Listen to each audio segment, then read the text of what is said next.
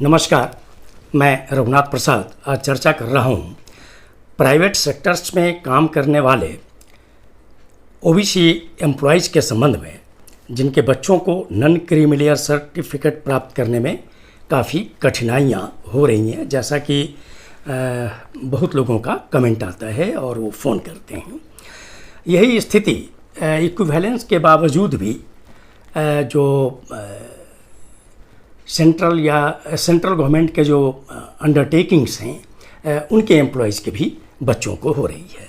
मैं इस संबंध में सबसे पहले ये बतला दूं कि जब ओबीसी का आरक्षण भारत सरकार ने 8 सितंबर 1993 को लागू किया 27%, उस वक्त जो ऑफिस मेमोरेंडम जारी हुआ था 36012, उसके साथ एक अपेंडिक्स अटैच था। उस अपेंडिक्स के रोमन 2C जो है वो पब्लिक सेक्टर एंटरप्राइजेस एक्सेट्रा से संबंधित है, जिसमें बैंक, इंश्योरेंस, यूनिवर्सिटी और प्राइवेट सेक्टर सभी इसमें आते हैं। इसमें स्पष्ट लिखा गया है रोमन 2C में कि इनके एम्प्लॉयज़ जो होंगे, माने इनके जो लोग हैं, उन पर भी वही प्रावधान लागू होंगे रिजर्वेशन के जो रोमन 2A और 2B के लोगों पर लागू है।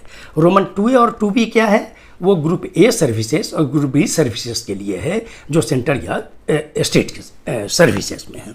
अर्थात यदि माता पिता दोनों डायरेक्ट ग्रुप ए हों या कोई एक भी डायरेक्ट ग्रुप ए हैं तो वो क्रीमिलियर माने जाएंगे। ग्रुप बी में यदि दोनों माता पिता दोनों हैं डायरेक्ट रिक्रूटेड तो वो क्रीमिलियर माने जाएंगे। लेकिन यदि एक हैं और उसमें भी यदि हस्बैंड वर्ड है, जो पिता हुए बच्चे के, तो वो अगर ग्रुप बी डायरेक्ट रिक्रूटेड हैं और 40 वर्ष की उम्र तक अगर वो ग्रुप ए हो जाते हैं तो वो क्रीमिलियर में चले जाएंगे। तो यही प्रावधान लागू होना चाहिए 2C पर, यही वो कहता है 2C। इसमें आगे स्पष्ट किया गया है कि pending the evaluation of the post on equivalent or comparable basis in these institutions, the criteria specified in category 6 below, Roman 6 है, below will apply to officers in these institutions। अर्थात जो पब्लिक सेक्टर अंडरटेकिंग है और private sector हैं उस पर जो Roman 6 है वो लागू होगा। रोमन 6 क्या है? वो है इनकम और वेल्थ टेस्ट क्राइटेरिया, जो इनकम में था कि excluding salary and agriculture income, वो उस समय 1 लाख था जो आज 8 लाख है एनुअल। यही क्राइटेरिया की कहता है कि इन पर भी जब तक कि इक्विवेलेंस नहीं होता है तब तक यही क्राइटेरिया लागू होगा। जैसा कि मैं एक जानकारी दे दूं कि इक्विवेलेंस अभी तक BSNL ने किया है, फाइनेंस मिनिस्ट्री ने किया है। फाइनेंस मिनिस्ट्री वाला equivalence bank employees, insurance employ, financial institutions पर लागू होता है और भारत सरकार के हेवी इंडस्ट्री मिनिस्ट्री की ओर से भी किया गया है, जो हेवी इंडस्ट्रीज पर लागू है, जिसमें कि managerial post junior managerial scale 1 को ग्रुप ए माना गया, बाद बाकी सभी non executive post group C वगैरह ये माने गए हैं।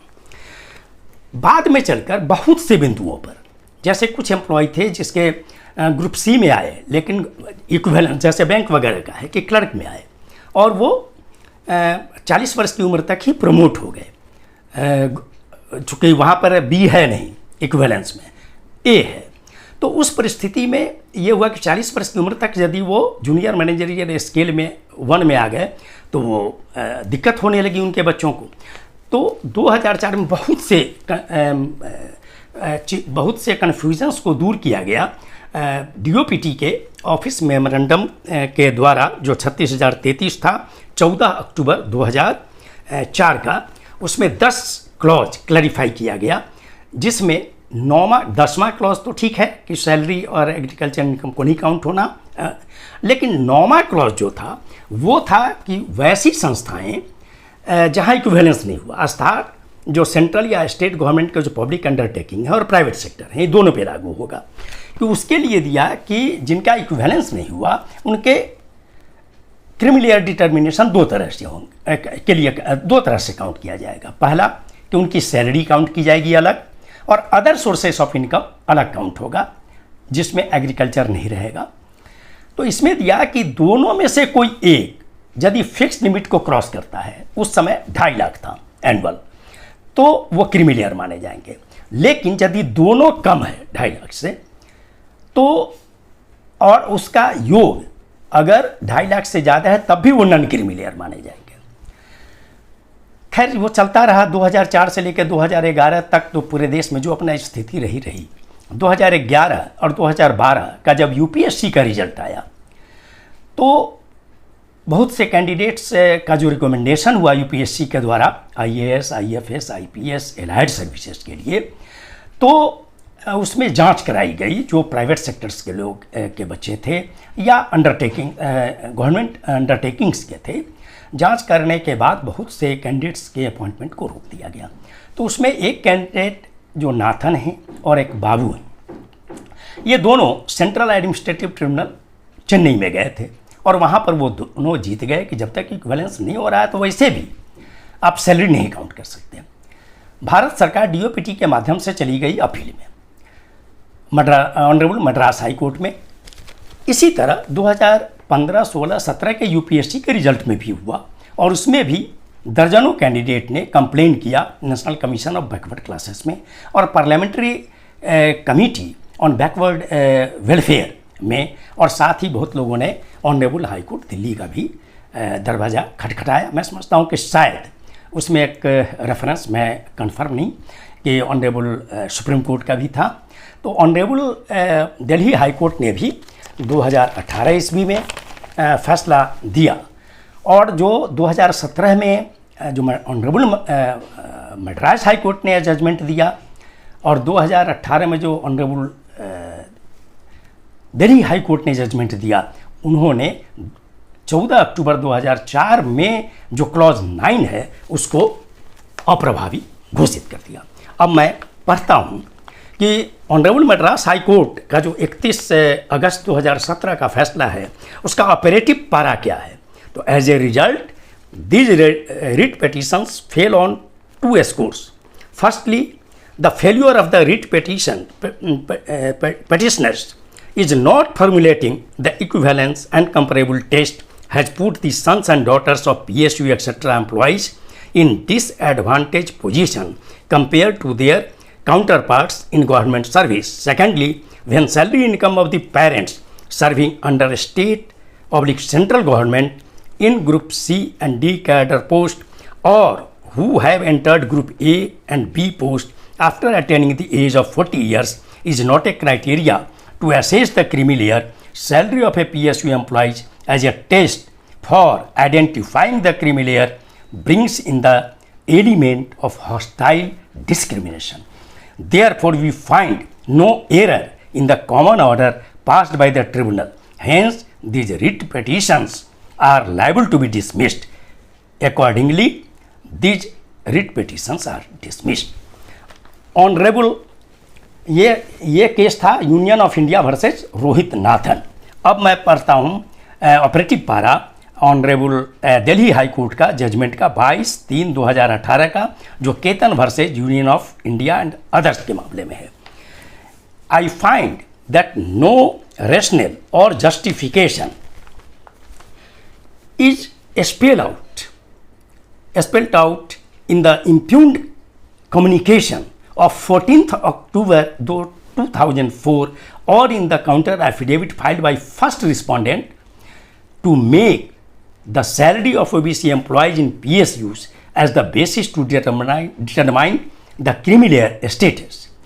इसी में आगे लिखा गया है, in the considered opinion of this court there is no basis to rely upon impugned clarification of October 2004. Thus, impugned communication is set at naught, and first respondent, that is Union of India, is directed to verify the creamy layer status of petitioners while salary relying upon the office memorandum of September 1993. Since petitioners, except Sagar Chaurasia, have been selected for the post in question, therefore, it is directed that the verification of creamy layer status of petitioners be carried out within a period of 8 weeks from the date of receipt of his judgment and petitioners be intimated about it within a week thereafter. मेरा अनुरोध होगा भारत सरकार से और सभी राजनीतिक दलों से और विशेषकर जो अदर बैकवर्ड क्लासेस के एमपीज हैं उनसे कि कृपया ऑनरेबल हाई कोर्ट मद्रास और ऑनरेबल हाई कोर्ट दिल्ली के जजमेंट के आधार पर जो 14 अक्टूबर 2004 के ऑफिस मेमोरेंडम जो डीओपीटी का है जिसके क्लॉज 9 को अप्रभावी घोषित किया गया, इसके आलोक में आपसे अनुरोध है कि डीओपीटी के स्तर पर इन मुद्दों को उठाया जाए ताकि पब्लिक सेक्टर अंडरटेकिंग्स और जो प्राइवेट सेक्टर के लोग हैं उनके बच्चों को लाभ मिल सके। ये वीडियो आपको अच्छा लगा हो और ये डीओपीटी निश्चित तौर पर इस तरह संबंध में क्लैरिफिकेशन इशू करे भारत सरकार के सभी मंत्रालयों के लिए, विभागों के लिए, राज्य सरकारों के लिए और केंद्र शासित प्रदेशों के लिए। ये वीडियो आपको अच्छा लगा हो तो निश्चित तौर पर मेरे वीडियो को लाइक करेंगे, शेयर करेंगे। अब तक आपने सब्सक्राइब नहीं किया तो सब्सक्राइब करेंगे। आप सभी लोगों को बहुत बहुत धन्यवाद। जय हिंद।